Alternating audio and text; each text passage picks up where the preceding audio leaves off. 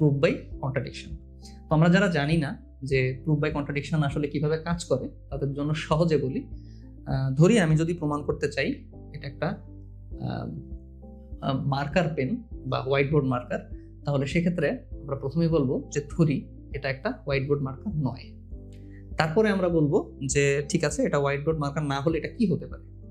তখন আমরা অন্যান্য সম্ভাবনাগুলো দেখব যে তাহলে এটা হোয়াইট বোর্ড মার্কার না হলে এটা হতে পারে একটা বল পয়েন্ট কলম, অথবা হতে পারে একটা পেন্সিল, অথবা হতে পারে একটা সিগনেচার পেন, এরকম ভেরিয়াস কিছু হতে পারে।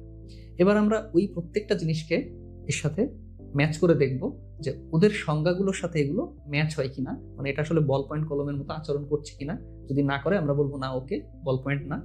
সিগনেচারের মতো আচরণ করছে কিনা, ওকে তাও না। তারপরে অন্য কোনো পেন্সিলের মতো আচরণ করছে কিনা, ওকে তাও না।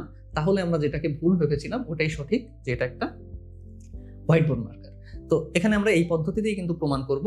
এবং এই যে প্রথম লাইনটা আমরা লিখবো, ধরি এটা এরকম না, এই অংশটাকেই আমরা বলি হচ্ছে কন্ট্রাডিকশন। এবং তারপরে কিন্তু আমরা আবার ডিডাকটিভ রিজনিং বা ডিডাকটিভ যুক্তি দিয়ে আমরা আবার আগের মেথডেই প্রমাণ করব যে এটা অমূলক সংখ্যা।